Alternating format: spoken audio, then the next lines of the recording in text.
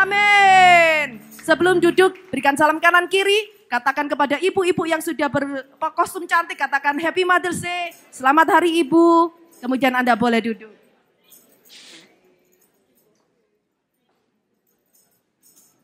Oke, jadi Happy Mother's Day sekali lagi saya ucapkan kepada ibu-ibu dan kepada diri saya sendiri karena suami saya nggak ada di tempat. Jadi Happy Mother's Day, Ma. Oke. Pagi ini sesuai dengan subtema bulan Mei, kita selalu punya subtema yang berbeda-beda. Subtema bulan Mei tahun 2015 adalah excellent work. Katakan excellent work. Yaitu kita melakukan pekerjaan yang dahsyat, yang luar biasa, di atas rata-rata, sehingga pekerjaan yang kita lakukan itu menyenangkan hati Tuhan. Yang setuju katakan amin. Judul khotbah saya pagi hari ini adalah jadilah seperti batu permata. Katakan bersama-sama, saya mau jadi seperti batu permata. Ayat yang saya akan ambil yang jadi dasar pemberitaan firman Tuhan pagi ini, itu dari kitab Amsal pasal 31 ayat yang ke-10. Amsal 31 ayat yang ke-10, sebuah ayat yang sungguh sangat terkenal, yang biasanya selalu diucapkan oleh cowok-cowok yang mau melamar cewek atau suami kepada istri, mengharapkan istrinya berubah seperti ini. Amsal 31 ayat 10. Dan tahukah saudara, pada waktu saya pacaran dengan Pak Lukas, saya di Philadelphia, dia di New York, jangan kasih tahu Pak Lukas ya. Selalu kalau telepon itu, selalu dia mengkhotbahin saya. Salah satu ayat favoritnya adalah saya dibacain seluruh dari Amsal 31 ayat 1 sampai habis katanya gitu ya kan. Tiap hari saya selalu dibacain Amsal 31 sampai nyantol hari ini. Amsal 31 ayat yang ke-10, silakan dibuka dan kita baca bersama-sama. 1, 2, 3. Istri yang cakap, siapakah akan mendapatkannya? Ia lebih berharga daripada permata. Ayo belum semua, 1, 2, 3. Istri yang cakap, siapakah akan mendapatkannya? Ia lebih berharga daripada permata. Amin Bapak-Bapak. Oke, ya saya ambil dari kata permata. Ketika saya menyiapkan khotbah ini, saya menemukan sesuatu artikel, suatu video klip yang sungguh sangat menarik. Dan saya harap Anda bisa menikmatinya. Ada 2 video klip yang akan diputar bagaimana pengasahan dan pengolahan dari sebuah batu berlian yang kasar sehingga Anda mendapatkannya di toko-toko permata yang indah-indah seperti saat ini. Silakan video klipnya diputar.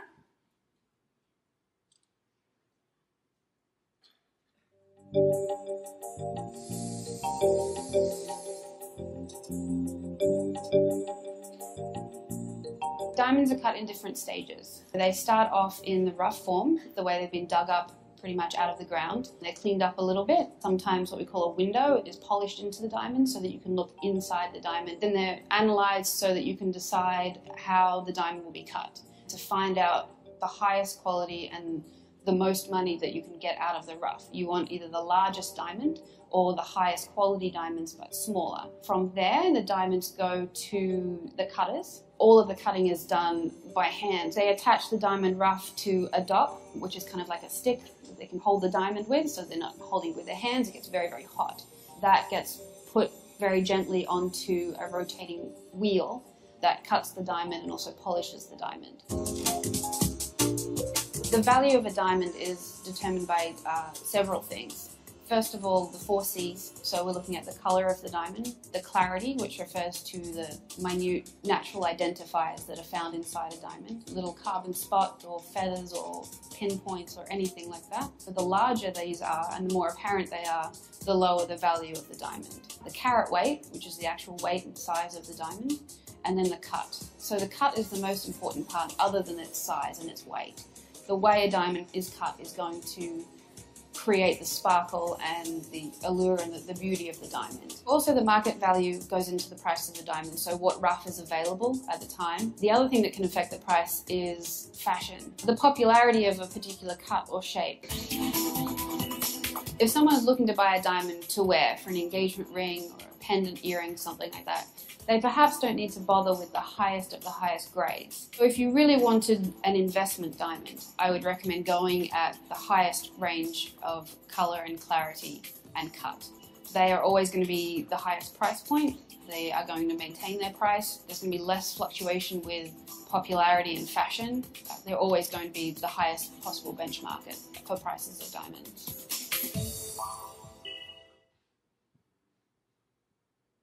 Artikel yang kedua adalah 10 batu permata yang paling mahal di dunia, dimulai dari yang paling murah.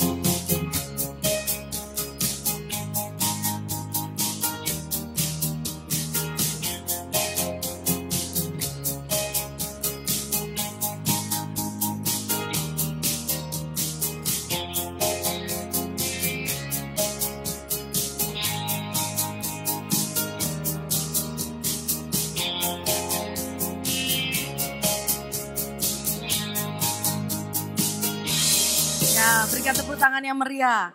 Oke, pertanyaannya pagi ini apakah bapak-bapak sudah memberikan hadiah kepada istri tercinta salah satu dari 10 permata yang tadi ada ini? Amin. Saya juga belum dapat kok, jadi nggak apa-apa sama-sama.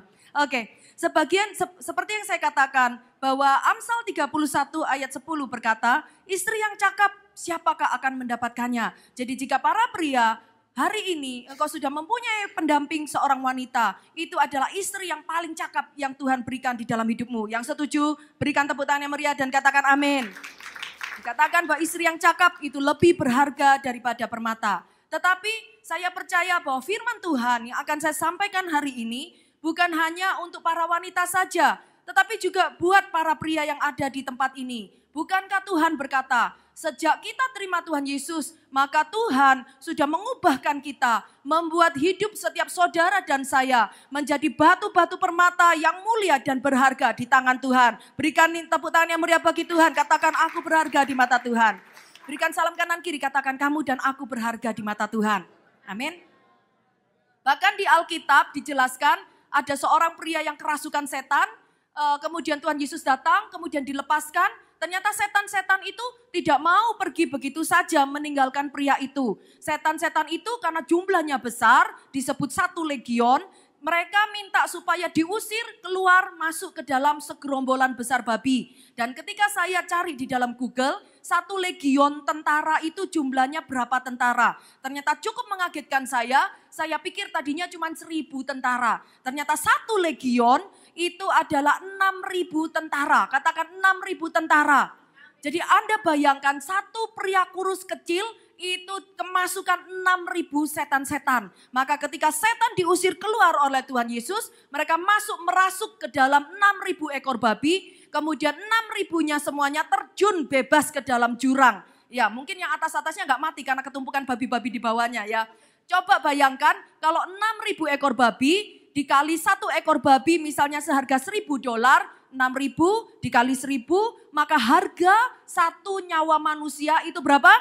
6 juta US dollar loh, 6 juta US dollar karena 6.000 babi. Tetapi di dalam ilmu saintis dikatakan 1 harga manusia, kalau kita itu setelah meninggal, kita mau menjual jantung kita jual paru-paru kita jual kornea mata kita jual mungkin kaki, tangan, sel darah, dan kemudian sel DNA, semuanya itu kalau ditotal, dikalkulasi, maka harga satu orang manusia itu secara medis dikasih harga 45 juta US dollar. Berapa? 45 juta US dollar kalau saudara jual semua organ-organ saudara. Jadi sadarkah saudara dan saya hari ini bahwa kita semua adalah orang-orang yang berharga di mata Tuhan. Berikan tepuk tangan yang meriah bagi Tuhan.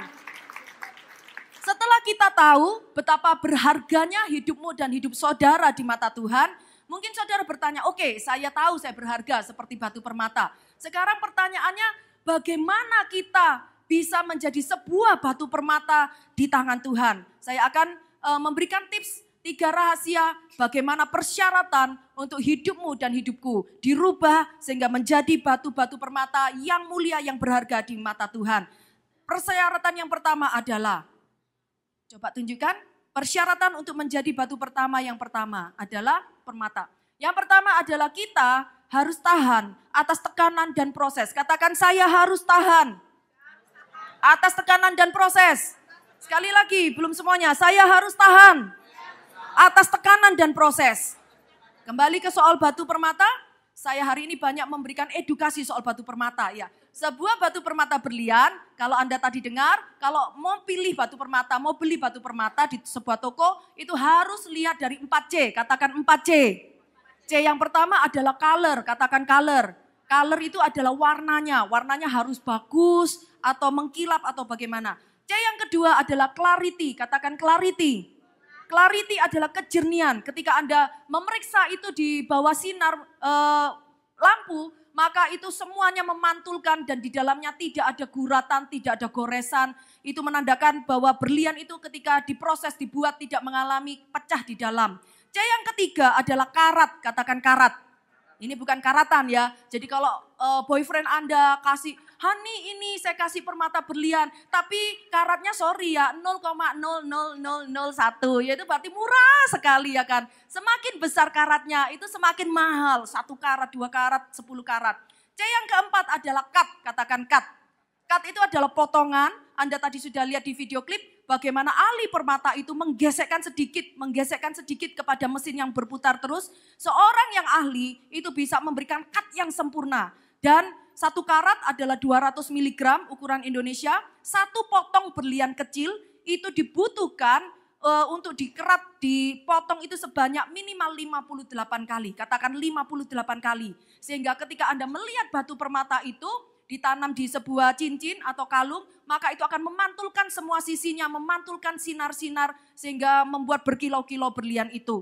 Ya, ada sebuah rekod seorang anak pemuda berusia 15 tahun, dia tinggal di kota Arkansas, di kota Little Rock. Kalau Anda tahu bahwa kota Little Rock itu adalah banyak tempat penambangan berlian. Dan anak ini beserta dengan ayahnya ketika dia libur sekolah, maka sama ayahnya diajaklah dia pergi ke bekas tempat pertambangan yang sudah tutup sehingga dirubah dijadikan objek wisata seperti hiking gitu. Maka mereka beli karces sekitar $20, $25 per orang, maka mereka mulai jalan-jalan melihat bekas-bekas tambang itu.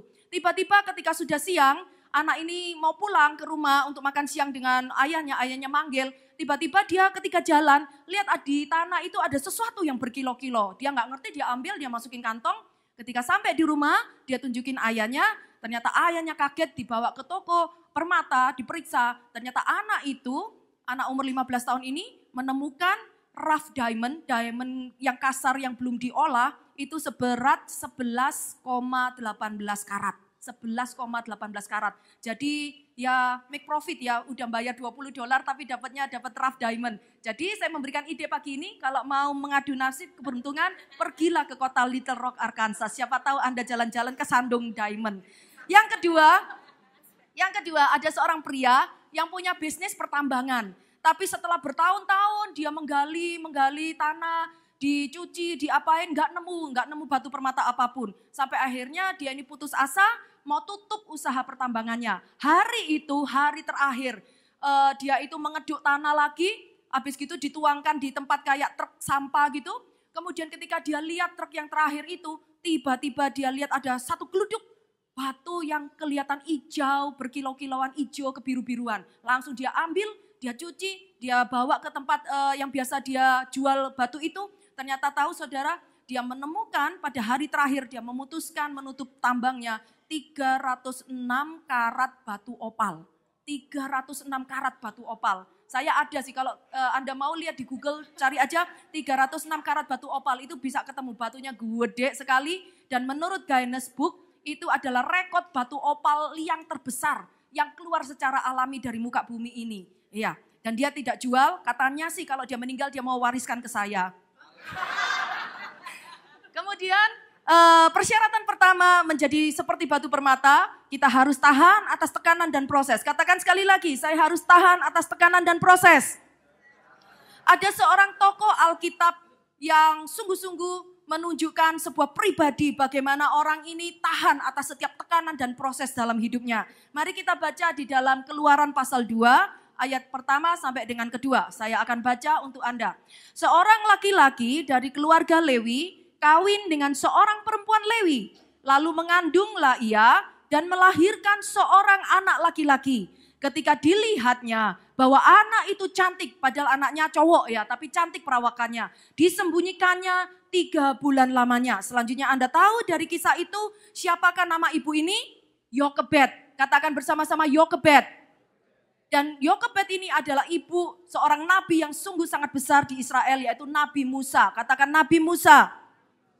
Kita lihat bahwa bagaimana melalui kehidupan ibu Yokebed ini. Dia berani menghadapi bahaya, dia berani mempertaruhkan nyawanya. Dengan tidak mentaati perintah Raja Fir'aun untuk membuang dan menenggelamkan semua bayi laki-laki ke dalam sungai Nil. Karena demi anak yang dia kasih, yang baru dia lahirkan, demi keluarga yang dia cintai, dia berani menghadapi semua tekanan dan proses di dalam hidupnya. Yang setuju katakan amin.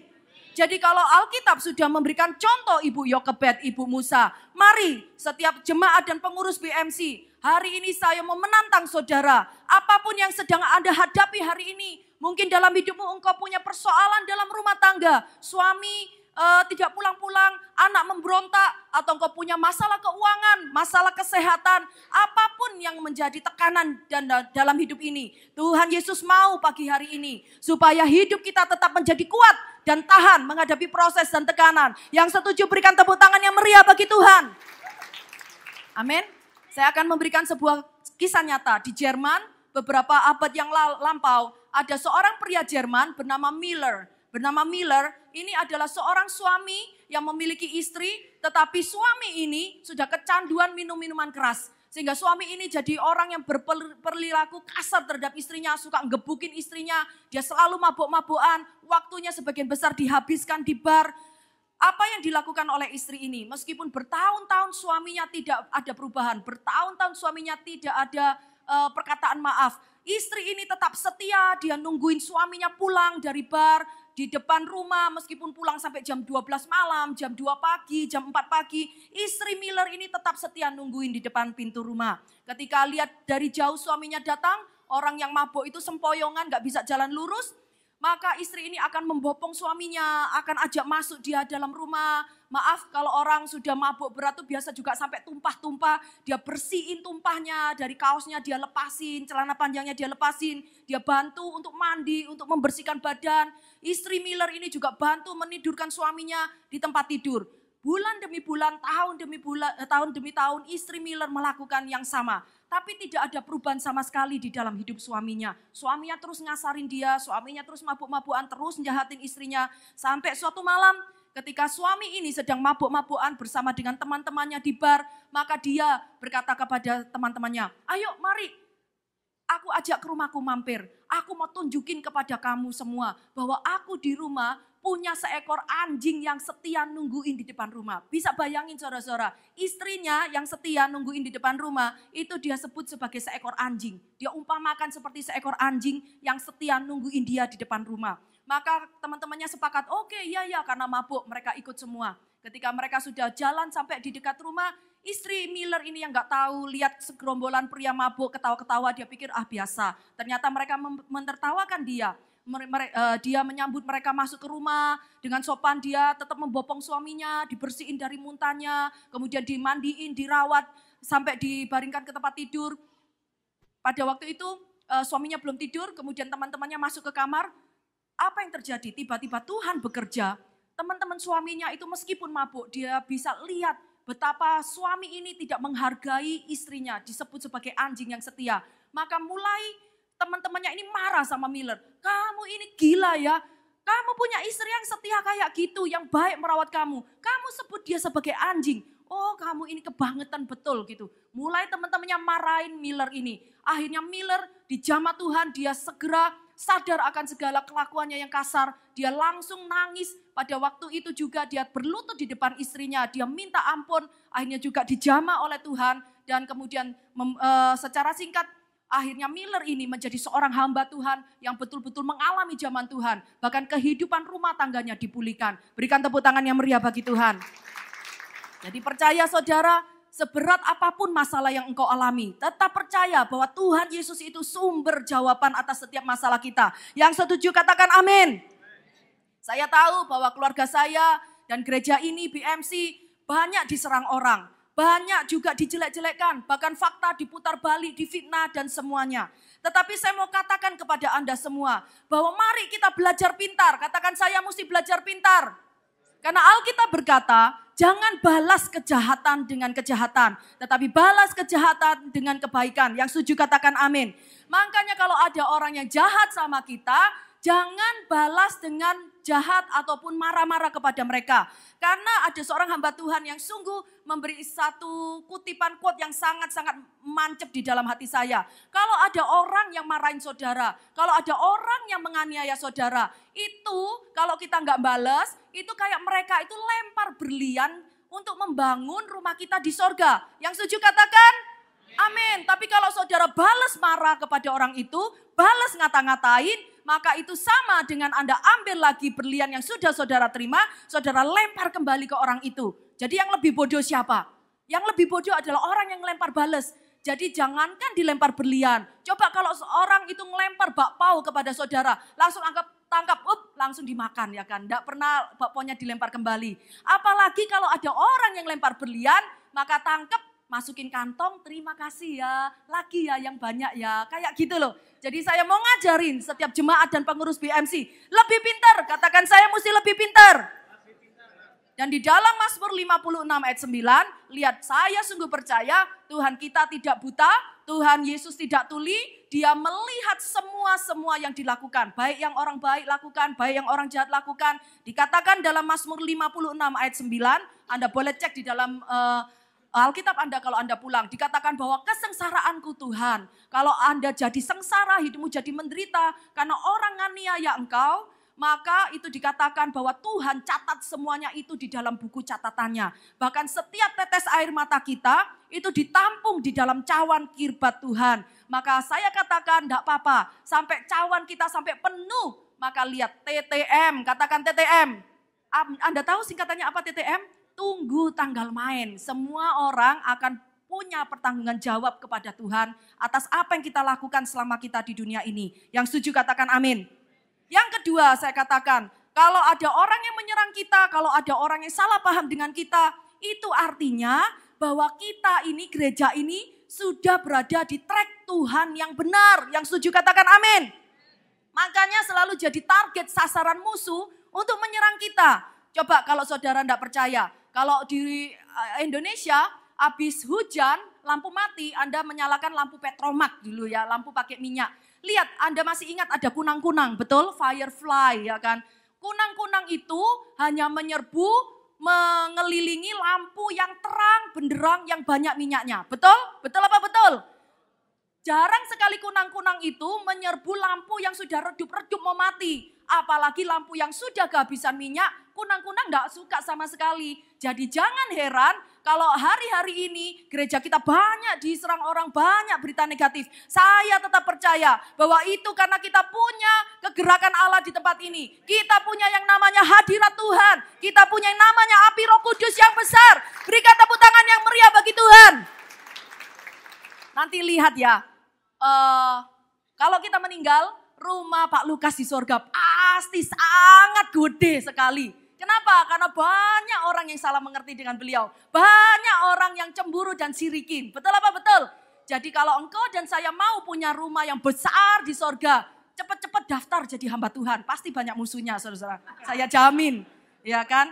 Terus kalau saudara dan saya sudah dengar saya ngomong gini, tambah kesel sama Bu Shirley sama Pak Lukas, saya cuma pesen satu hal, enggak apa-apa, kami, saya dan Pak Lukas masih membuka besar-besar sumbangan pengiriman bahan-bahan materi, yaitu emas, perak, berlian, permata untuk membangun rumah kami di sorga. Amin saudara-saudara, ya gitu aja kok repot-repot ya. Ada seorang yang mengirimin saya sebuah artikel kemarin ketika saya menyiapkan khotbah. Orang ini membaca sebuah buku populer yang di dalamnya itu ditulis begini. Barang siapa meninggikan dirinya, dia orang itu akan direndahkan. Ini firman Tuhan ya. Dan orang yang merendahkan dirinya, orang itu akan ditinggikan pada waktu Tuhan. Yang setuju katakan amin. Sahabat, tahukah Anda siapa orang-orang yang mendatangkan berkat dalam hidup kita? Ternyata ada 3 jenis orang yang membawa berkat dalam hidup kita semua. Orang jenis yang pertama adalah orang yang membantu saat kita mengalami kesusahan. Orang jenis kedua adalah orang yang meninggalkan kita saat kita mengalami kesusahan. Orang yang ketiga, jenis ketiga adalah orang yang menyebabkan kita hidup susah. Jadi mengapa ketiga jenis orang itu disebut membawa berkat? Karena ketiga jenis orang ini secara tidak langsung mereka ditaruh Tuhan untuk melatih kesabaran kita. Yang setuju katakan amin. Mereka ditaruh Tuhan dalam hidup kita untuk mengembangkan potensi-potensi ilahi dalam diri kita.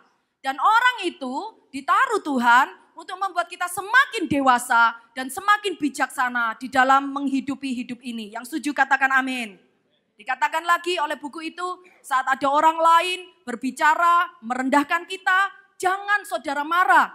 Karena itu adalah tanda bahwa Anda sudah berada di tempat yang lebih tinggi daripada mereka. Yang setuju katakan haleluya. Yang kedua, saat ada orang lain berbicara dengan nada iri kepada Anda, jangan marah. Karena itu adalah tanda bahwa hidup Anda sudah jauh lebih baik daripada orang yang membicarakan Anda. Yang setuju katakan puji Tuhan.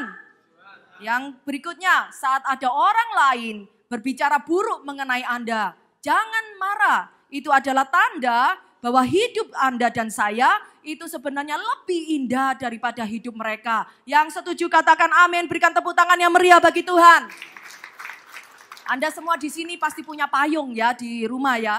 Payung itu tujuannya bukan untuk menghentikan hujan. Setuju ya? Meskipun saya punya payung, kalau hujan ya hujannya tidak bisa berhenti ya kan. Tapi tujuan kita punya payung supaya kita tetap bisa berjalan menembus hujan yang berarti masalah dalam hidup ini. Kita terus berjalan menembus hujan masalah untuk mencapai tujuan hidup kita di dunia ini. Yang setuju berikan tepuk tangan yang meriah bagi Tuhan.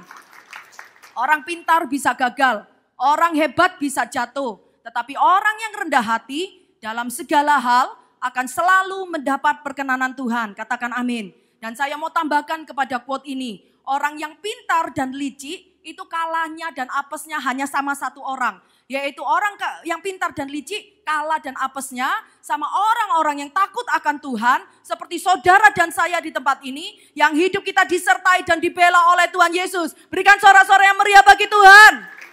Amin. Jadi kalau ada orang yang masih marah dan tersinggung karena artikel yang saya baca ini, jangan marah dan tersinggung sama saya minta maaf ya. Tapi tersinggunglah dan marahlah kepada orang yang menulis buku ini dong, bukan saya kan cuma nyampein. Dan tersinggunglah dan marahlah pada orang yang ngirimin artikel itu ke saya kan cuma nyampein kepada Anda ya, jadi saya enggak ikut-ikut, oke? Saya harap kita semua jemaat BMC menjadi orang nomor 1, yaitu orang yang selalu membantu orang lain saat mereka dalam kesusahan. Yang setuju katakan amin. Jangan jadi orang yang kedua, orang yang meninggalkan saat ada saudara yang kesusahan atau orang yang menyebabkan orang lain hidup dalam kesusahan. Meskipun saya orang Indonesia, tapi sorry ya Pak Jokowi, saya nggak milih nomor 2, saya nggak milih nomor 3, saya milih nomor 1, oke? Ya, jadi persyaratan yang pertama untuk kita menjadi sebuah batu permata adalah kita harus tahan atas tekanan dan proses. Katakan saya harus tahan atas tekanan dan proses. Karena hari ini adalah hari Mother's Day, saya mendapatkan sebuah artikel yang lain itu tentang perbedaan antara wanita perkasa dengan wanita kuat. Sekali lagi perbedaan antara wanita perkasa dengan wanita kuat. Kalau saudara perhatikan banyak perbedaannya. Wanita perkasa itu 6 huruf ya kan. Kalau wanita kuatnya itu hanya 4 huruf. Tapi 6 dibanding 4 yang menang 4. Percaya saudara. Perbedaan yang pertama, wanita perkasa itu olahraga tiap hari untuk jaga body. O1, O2 ya kan, enggak salah sih. Tapi wanita kuat, dia berlutut setiap hari untuk menjaga stamina imannya. Yang setuju katakan amin. Perbedaan yang kedua, wanita perkasa tidak takut terhadap segala hal, rainbow dia. Tetapi wanita kuat, dia menunjukkan keberaniannya di tengah-tengah ketakutannya. Yang percaya katakan haleluya. Perbedaan yang ketiga, wanita perkasa tidak mengizinkan siapapun untuk memanfaatkan dia. Tetapi wanita kuat, dia akan memberikan yang terbaik. Semua yang terbaik dari dirinya, melayani semua orang. Yang keempat, perbedaan yang keempat, wanita perkasa dia bakal berjalan melangkah dengan hati-hati supaya tidak jatuh. Tetapi wanita kuat, dia percaya betul bahwa sekalipun dia jatuh, Tuhan Yesus yang tetap akan menopang dan membangkitkannya. Yang setuju berikan tepuk tangan yang meriah bagi Tuhan. Perbedaan yang berikutnya, wanita perkasa penuh dengan percaya diri. Tetapi wanita kuat, dia penuh dengan belas kasihan. Dan perbedaan yang terakhir, wanita perkasa, dia merasa kuat menghadapi hidup ini seorang diri. Tetapi wanita kuat akan semakin dikuatkan di dalam perjalanan kehidupannya bersama dengan Tuhan Yesus. Yang setuju katakan amin. Saya harap semua wanita di sini adalah seorang wanita yang kuat. Yang setuju katakan amin. Jadi persyaratan yang pertama kita sudah belajar. Bagaimana untuk hidupmu dan hidup saya dirubah menjadi sebuah batu permata yang indah di tangan Tuhan. Yang pertama kita harus tahan atas tekanan dan proses. Persyaratan yang kedua adalah, silakan, kita memberikan keindahan yang menakjubkan. Katakan bersama-sama, aku harus memberikan keindahan yang menakjubkan bagi orang-orang sekelilingku. Seorang wanita atau seorang pribadi yang memberikan keindahan yang menakjubkan, itu artinya bagaimana kita ini menjadi seorang pembangun hubungan yang baik. Kita dapat bekerja sama dengan orang lain, kita dapat bersosialisasi dengan baik, kita bisa menjangkau banyak orang, bisa bergaul dengan semua orang. Amsal 31 ayat 12 berkata, Amsal 31 ayat 12, silakan, Amsal 31 ayat 12. Bahwa wanita yang cakap, ia berbuat baik kepada suaminya dan ia tidak berbuat jahat sepanjang umurnya. Mari kaum wanita ucapkan ayat ini bersama-sama. Aku berbuat baik kepada suamiku. Ayo ibu-ibu kok lemes sih? Ayo 1, 2, 3. Aku berbuat baik kepada suamiku. Dan aku tidak berbuat jahat sepanjang umurku. Amin bapak-bapak. Ya, ada seorang contoh wanita di Alkitab yang selalu berbuat baik kepada sesamanya. Itu namanya adalah Tabita. Mari kita baca di dalam Kisah Para Rasul ayat yang ke-9, pasal ke-9 ayat 36 sampai dengan 41. Kisah Rasul pasal 9 ayat 36 sampai dengan 41. Saya akan bacakan bagi saudara. Di Yope ada seorang murid perempuan bernama Tabita. Dalam bahasa Yunani namanya disebut Dorcas. Perempuan itu banyak sekali berbuat baik dan memberi sedekah. Tetapi pada waktu itu ia sakit lalu meninggal. Dan setelah dimandikan, mayatnya dibaringkan di ruang atas.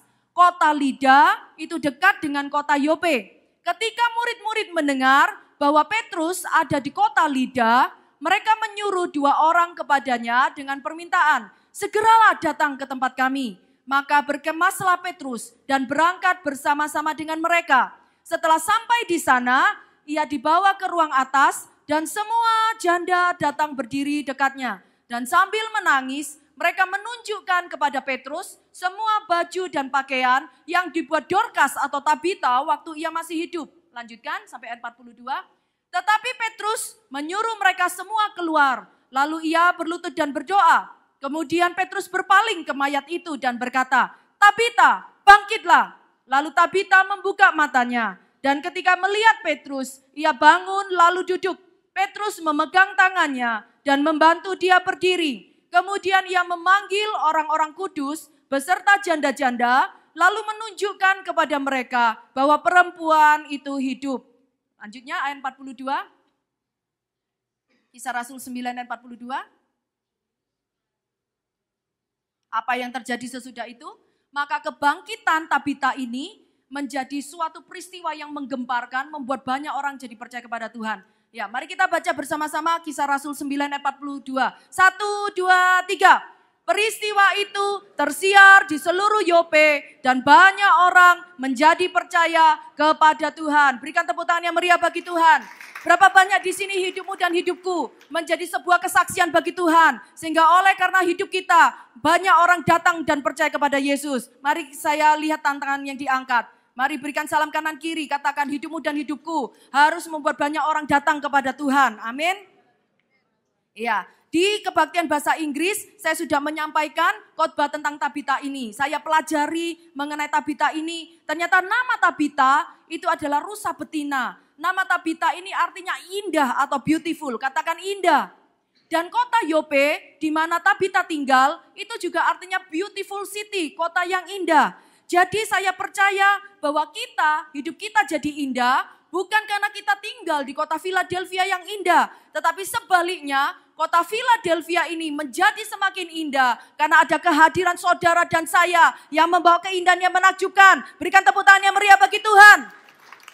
Di khotbah bahasa Inggris itu saya memberikan 3 poin bahwa Tabita ini memiliki hubungan dengan Tuhan, memiliki hubungan yang indah dengan Tuhan. Dia adalah seorang wanita Kristen yang takut akan Tuhan, yang cinta Tuhan. Yang kedua, Tabita ini adalah seorang ibu yang memiliki pelayanan yang indah. Kalau saudara tahu, pelayanan Tabita adalah pelayanan menjahit baju, menjahit pakaian untuk diberikan kepada para janda yang miskin, para janda dan orang miskin. Itu adalah sebuah pelayanan yang sungguh sangat indah di mata Tuhan. Yang ketiga, Tabita ini memiliki karakter yang sangat indah. Dia adalah seorang strong finisher, katakan strong finisher.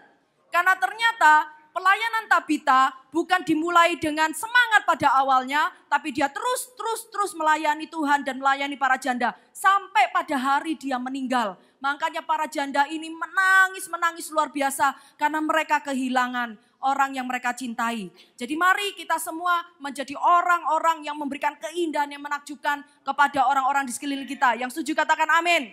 Suatu saat saya percaya kita semua akan mati, betul? Meskipun Anda percaya Tuhan, Anda tidak percaya Tuhan, Anda jemaat, Anda pendeta, tetap semua orang akan mati. Inna ilahi rojiun, ya kan? Apa? Inna ilahi apa? Rokalkun, bukan? Iya. Suatu saat kita akan mati, tapi pertanyaannya begini, saya mikir, waktu saya meninggal, apakah nanti orang-orang di sekitar saya ini menangis karena kehilangan orang yang dicintai? Apakah orang sekitar kita tuh menangis karena tahu bahwa ada orang yang mereka kasih yang sudah meninggalkan mereka? Karena tahu selama hidup kita itu kita banyak berbuat baik, kita banyak menjadi saluran berkat bagi banyak orang. Ataukah pilihan kedua, ketika kita meninggal, orang di sekitar kita itu ketawa terbahak-bahak. Wah, aduh terima kasih. Yang tukang gara-gara itu, yang biang kelat di masalah sudah pergi, sudah inna ilahi, ya kan. Itu kan kepara banget ya kan. Jadi saya harap saudara dan saya ketika kita meninggal ada banyak orang yang menangisi karena mereka tahu bahwa kita sudah berbuat baik, kita sudah memberikan keindahan yang menakjubkan pada orang-orang di sekitar hidup kita. Berikan tepuk tangan yang meriah sekali lagi buat Tuhan. Ada beberapa wanita-wanita yang tidak punya keindahan yang menakjubkan. Contohnya ibu-ibu, kalau Anda dikasih uang, gajian suami, mungkin kalau di Indonesia kan 1 bulan ya 1 kali, mungkin tanggal 30, tanggal berapa sudah habis gajiannya 1 bulan, tanggal 5 udah habis semua. Ya kan hari ini kan Mother's Day, banyak sale ya kan, semua di sale ya kan, jadi belanja terus, gesek terus. Ya mari kita sebagai wanita Kristen, kita bisa mengelola manajemen uang keluarga. Yang percaya dan setuju katakan amin. Bagaimana kita ngatur dengan gaji seperti itu. Bisa cukup untuk bayar cicilan rumah, bayar cicilan mobil, bahkan untuk bayar perpuluhan, untuk bayar semua keperluan keluarga, untuk bayar kartu kredit dan semuanya. Sehingga tercukupi semuanya dengan berlimpah. Ya, ada sebuah cerita. Pada suatu hari ketika pria-pria lagi nge-gym di sebuah gym, mungkin Planet Fitness ya. Ada seorang pria lagi fitness di Planet Fitness. Habis mandi, dia mau pulang, habis gitu dia lewat di loker-loker, ada sebuah loker yang gak tertutup. Ada handphone tiba-tiba kering gitu kan. Langsung dia ambil kan handphonenya. Kemudian halo sayang.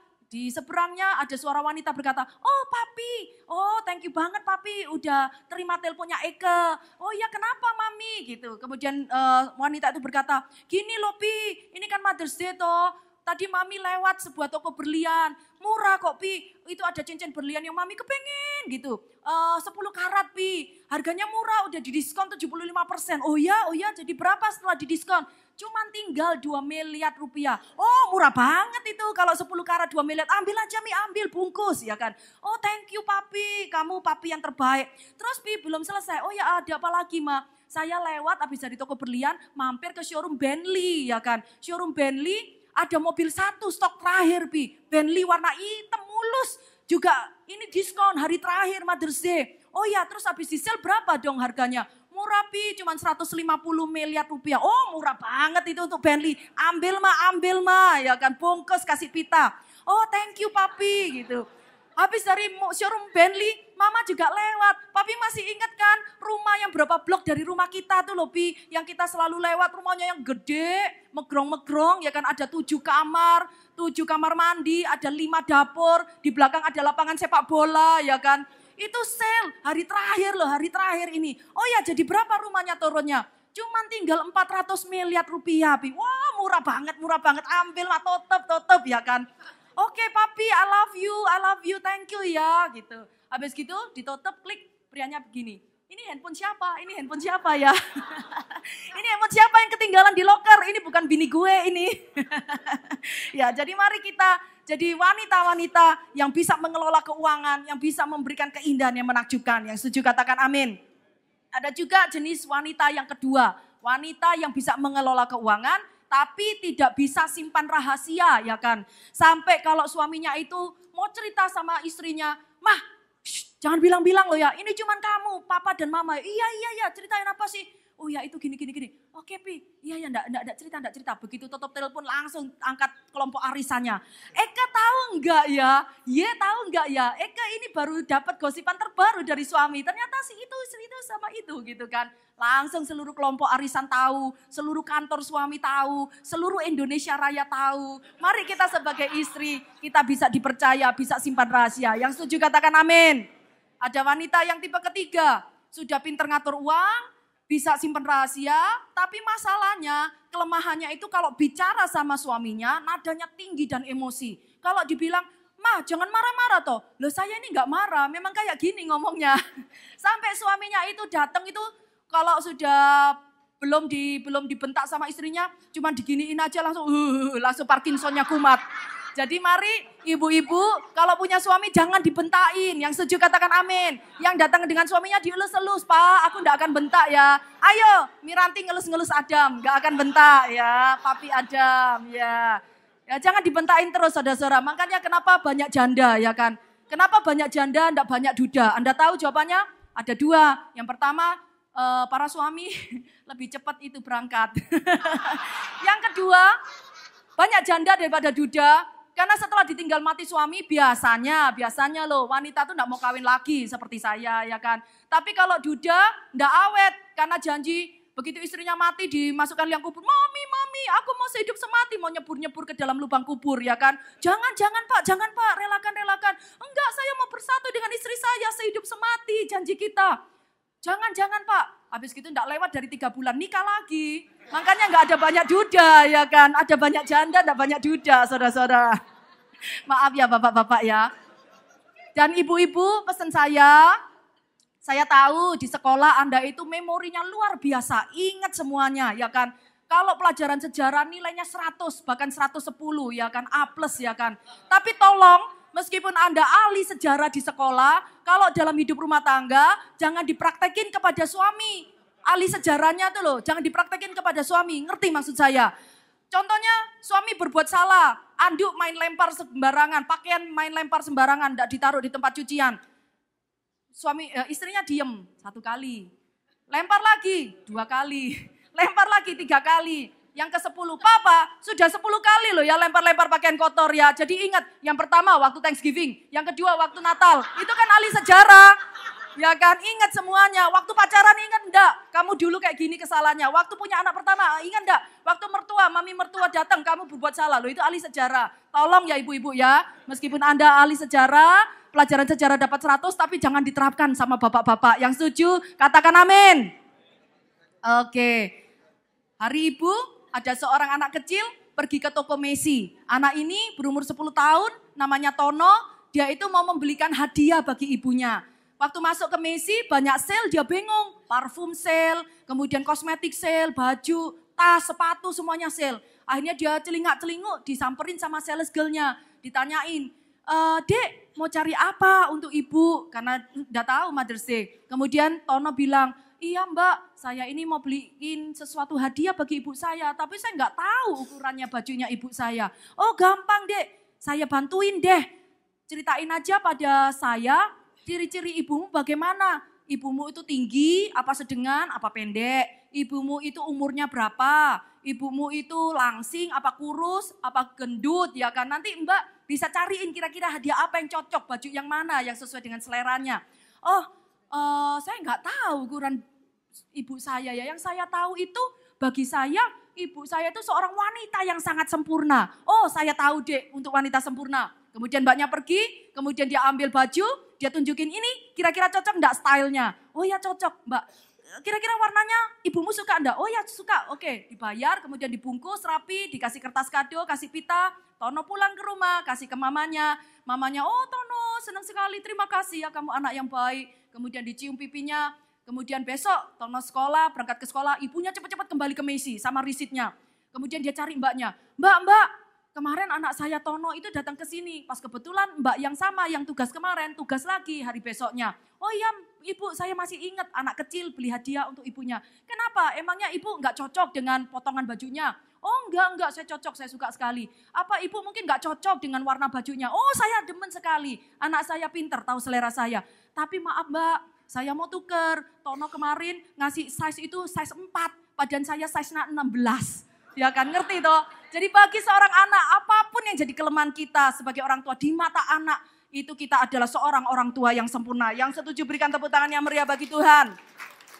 Amin. Anak saya di sini juga ada apa enggak kalau mau beliin mama baju tanya dulu ukurannya ya, jangan malu-maluin. Nanti saya balikin lagi dibeliin size 0, kan parah. Ya, jadi persyaratan untuk hidupmu dan hidupku menjadi batu permata. Yang pertama, saya harus tahan atas tekanan dan proses. Katakan bersama-sama. Saya harus tahan atas tekanan dan proses. Persyaratan yang kedua, katakan saya harus memberi keindahan yang menakjubkan. Katakan bersama-sama. Saya harus memberikan keindahan yang menakjubkan. Sekarang persyaratan yang ketiga adalah untuk kita menjadi sebuah batu permata di tangan Tuhan. Saya dan saudara harus bernilai sangat mahal. Katakan saya harus bernilai sangat mahal. Seorang wanita yang berkarakter sangat mahal di sini bukan berarti selalu wanita yang suka belanja barang-barang mahal. Amin ibu-ibu. Bukan pula wanita yang selalu biaya perawatannya mahal-mahal sekali. Enggak. Tapi saya percaya kalau saudara dan saya mau jadi pria dan wanita yang punya nilai yang mahal, mari berdiri atas kebenaran firman Tuhan. Yang setuju katakan amin. Satu tips ya buat ibu-ibu, kalau Anda mau selalu terlihat cantik di depan mata suami, itu tidak membutuhkan biaya yang mahal untuk kelihatan cantik. Asal engkau itu suka tersenyum, suka ramah, baik hati, suka menolong orang, dan dikit aja. Cuma dikasih teplokin bedak Avon ya kan. Bajunya disetrika lah, enggak kucel-kucel, kemudian pakai parfum body mist Victoria's Secret ya kan. Saudara akan terlihat cantik di depan suami. Coba bayangin kalau ibu itu sudah operasi hidung ya kan. Operasi suangjen mata, matanya dibelokin. Operasi apa lagi ya kan, bibirnya ditipisin. Kemudian dikasih belah dagu. Tapi kalau saudara cemberut terus, hatimu itu jahat. Perbuatanmu itu kejam. Kamu omongannya ketus dan galak. Maka suami akan lihat itu, wewe gombel lewat ya kan. Iya. Jadi mari kita menjadi wanita yang punya nilai yang sangat mahal. Kita baca ayatnya ya, dalam 2 Timotius 1 ayat yang kelima. 2 Timotius 1 ayat yang kelima. Ya kalau saudara mau ketawa, ketawa hari ini sama-sama. Jangan ketawanya nanti malam, jangan telat ya sendirian. 2 Timotius 1 ayat yang kelima. Sebab aku Paulus teringat akan imanmu Timotius, anak didiknya, anak rohaninya, yang tulus ikhlas, yaitu iman yang pertama-tama hidup di dalam nenekmu Lois dan di dalam ibumu Yunike, dan yang aku yakin hidup juga di dalam dirimu. Yang setuju katakan amin. Saya percaya sebagai orang Kristen, kita harus mewariskan warisan kekayaan. Itu betul, makanya kalau punya utang cepetan dilunasin. Supaya anak cucunya enggak nanggung hutang. Tapi biar kita memberikan warisan kekayaan. Yang setuju katakan amin. Tetapi warisan kekayaan bisa suatu saat habis. Betul apa betul? Ya kan ada cerita kan, orang itu jadi pengemis, mbambung di kolong jembatan. Ketika ditanya temannya, loh kamu kok bisa mbambung sih? Iya sih, aku keturunan orang kaya. Lah kok bisa mbambung? Lah ya aku keturunan ke-8. Kan itu kekayaannya nggak akan habis dimakan 7 turunan. Saya yang ke-8, ndak uman, ya kan? Iya. Makanya kalau kita mau mewariskan sesuatu yang kekal, jangan hanya mewariskan harta dunia, tapi wariskan warisan iman percaya kepada Tuhan Yesus. Yang setuju berikan tepuk tangan yang meriah bagi Tuhan. Saya akan memberikan kesaksian ya. Pak Lukas waktu pelayanan di Indonesia, di Surabaya, dia ketemu dengan mama saya, mama mertuanya. Mama saya itu masih muda banget saudara-saudara, dia masih umur 83 tahun ya kan, masih muda. Dan dia masih baru bertobat 28 tahun, jadi masih minim sekali pertobatannya. Dan dalam kurun waktu 28 tahun, dia itu baru membaca Alkitab 96 kali. Berapa? 96 kali dari Kejadian sampai Wahyu. Dia orangnya rajin sekali sih, habis baca dicatetin 1, 2 dicontengin. Kalau saya sih enggak serajin dia. Iya. Dari kesaksian hidup mama saya itu saya bisa melihat ada perubahan yang indah yang menakjubkan. Dulu kalau saudara tahu, mama saya sebelum dia bertobat waktu saya masih kecil seperti Betani, umur 4, umur 5, ya namanya anak kecil nakal dan suka berbuat sesuatu yang sembrono. Dulu waktu kecil mainan bola di dalam rumah dengan kakak saya yang nomor 3. Tiba-tiba orang-orang di Indonesia kan biasa nyimpen botol kecap manis lah, nyimpen apalah di rumah kan stok gitu ya untuk masak tiap hari. Lempar-lemparan bola kena ke botol kecap manis, prang, masih baru woto, pecah. Udah diomelin sepanjang hari ya kan. Kemudian juga yang lainnya saya suka dengerin kaset-kaset dunia waktu dulu kecil. Saya suka sekali. Kaset apa kayak misalnya lagu Cinta Bee Gees atau apa gitu, sekarang enggak.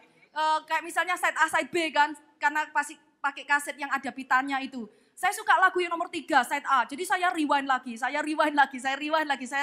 Apa yang terjadi? Kasetnya bulat di dalam. Hanya ditarik-tarik kok enggak bisa ya. Ini saya pakai gunting dipotong, dikeluarin, dibuletin lagi gini, dimasukin, saya cancang, saya ikat. Yang putus itu loh saya ikat jadi 2, jadi 1, 2 jadi 1. Ketahuan mama, dimarahin lagi ya kan. Tapi begitu mama saya itu, oh ya ada satu cerita lagi.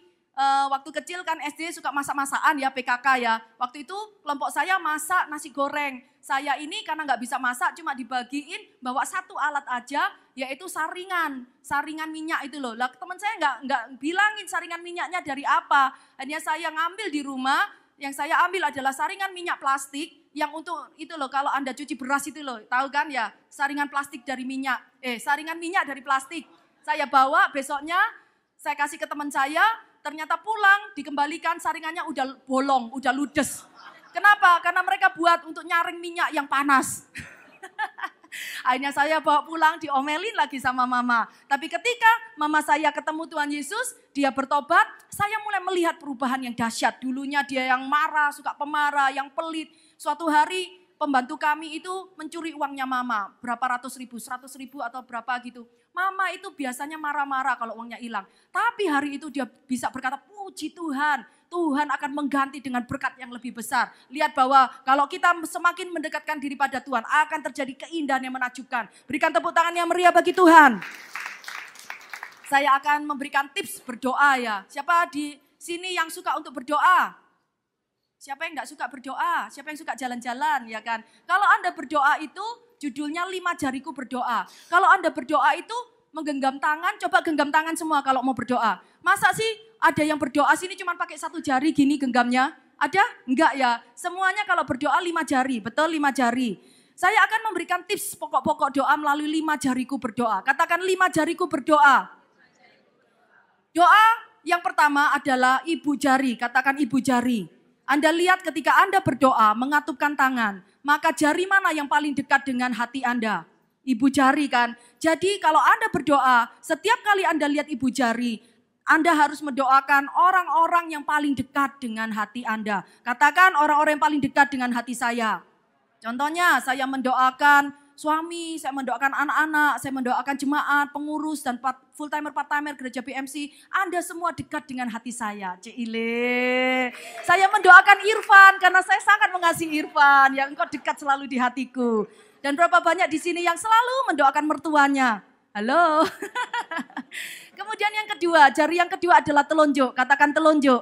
Telunjuk ini adalah untuk menunjukkan jalan. Betul? Kalau Anda ditanyain, Mbak, Jalan Morris mana? Oh, lewat sana. Enggak ada toh yang, oh Jalan Morris lewat sana. Enggak ada toh. Semua pakai jari telunjuk.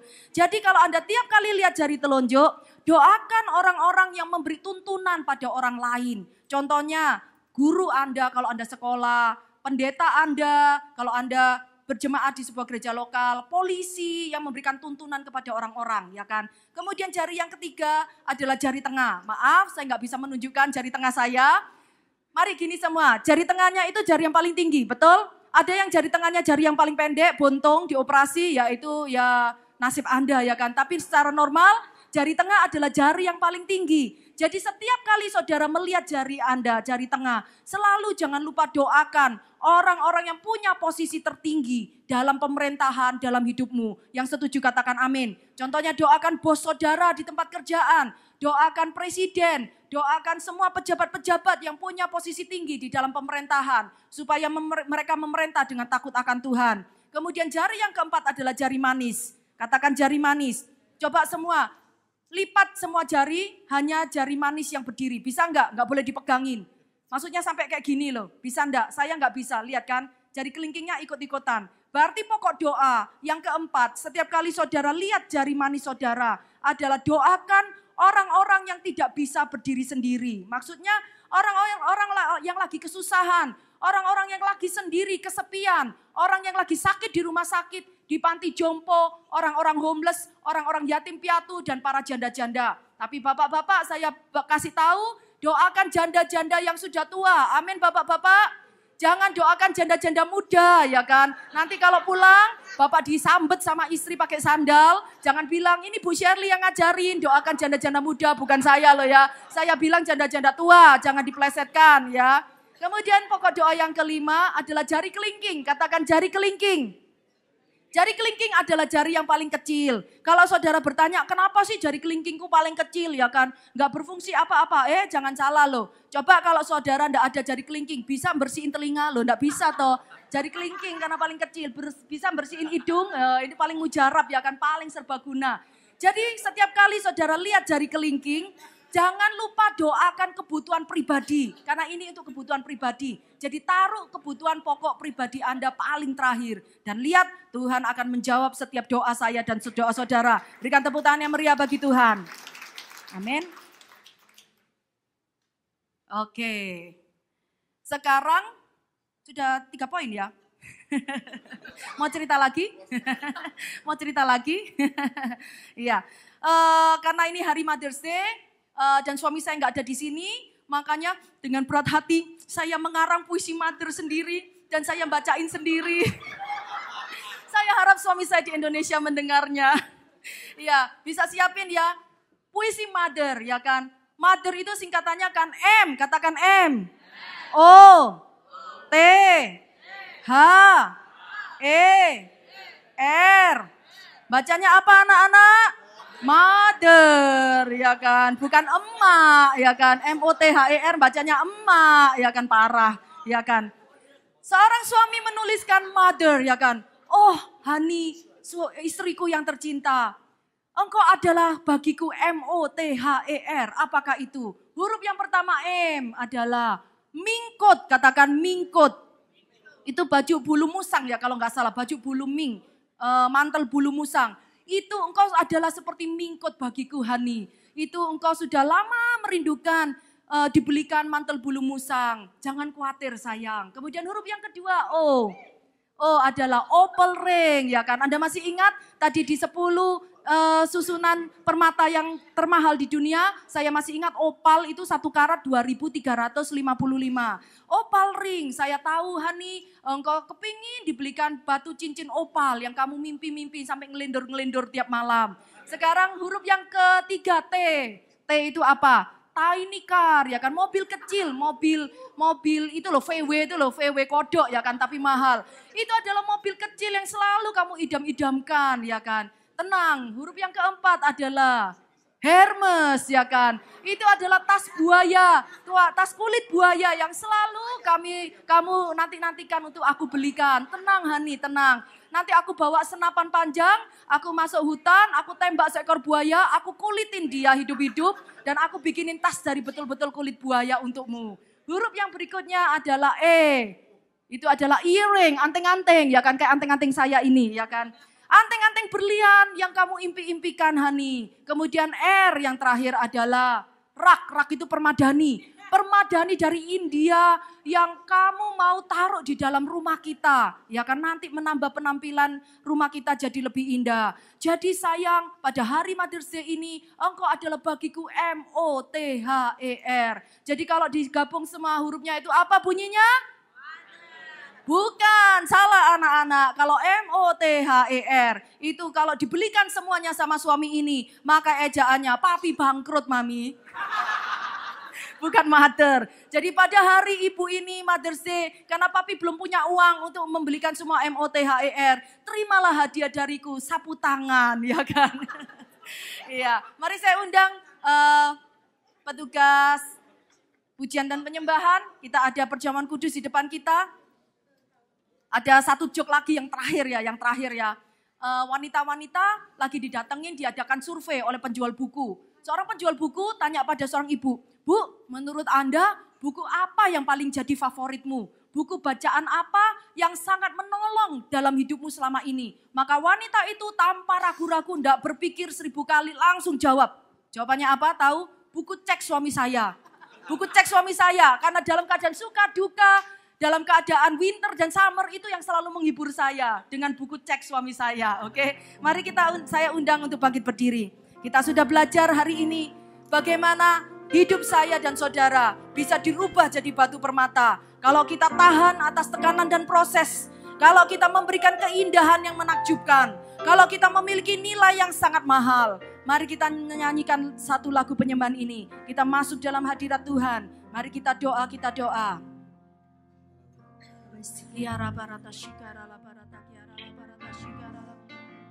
Ya Tuhan Yesus, mari kita angkat kedua tangan kita.